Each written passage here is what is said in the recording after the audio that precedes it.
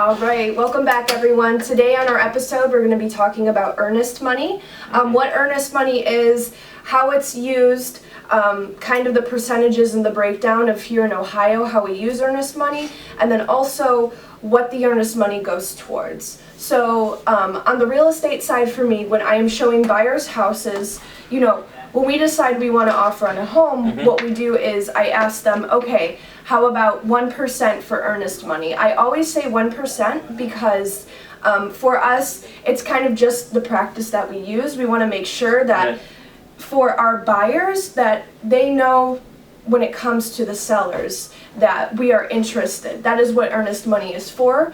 Now, legally in the state of Ohio, you don't need it. You don't need to use it, but like I said again, it's a really good way to show the sellers that you are interested in purchasing the home. This is very important, especially when it comes to hot markets, when we're going into multiple bids on properties.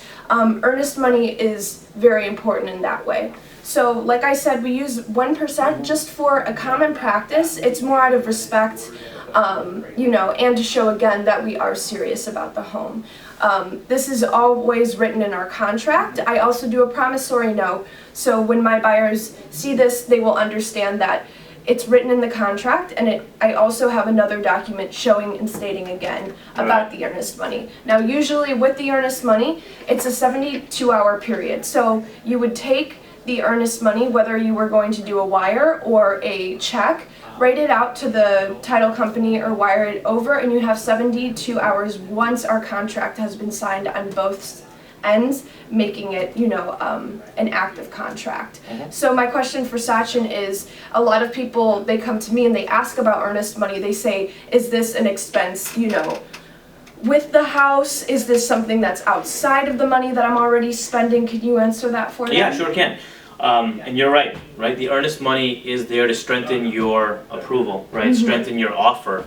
The agents, sellers are going to look at that, right? Yeah. Wow, that's why we use 1%. There's a reason why, right? Because now it's going to look as if this buyer is just more motivated, right? Yeah, exactly. So I absolutely agree. And of course, in some instances, you're not going to be able to put the 1%, which is fine. You can talk through it. You don't have to, but the more the better. That's for sure. Absolutely.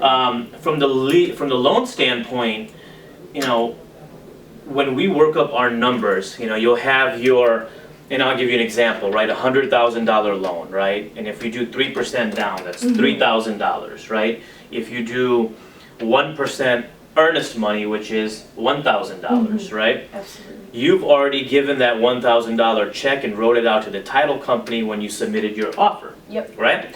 So what ends up happening is when the loan gets over to closing and our closers have updated all the numbers, such as how much you're bringing for the down payment, how much your closing costs were, how much your escrow is, which you have to set up taxes and insurance for a few months for your escrow. All of those numbers will get added up. Let's just say it's $5,000 cash to close, including all of those numbers, right? Well, now the earnest money that was given to the title company, which was $1,000, that'll actually come off of the bottom line. So don't be afraid. They're not going to just have $1,000 to you and another $1,000 to the lender. It comes off of your bottom line. So now you're bringing $4,000 as opposed to $5,000, and you'll get a credit back towards that earnest money. Yep. So yeah, like we said, earnest money is, with how we explain it, it's pretty simple to get the idea of it. With that being said, if you do have any questions when it comes to the home buying process, we are here to help, so please comment below, share, like, and let us know what you think. Thank you so much. Thank you. Have a good day, everybody.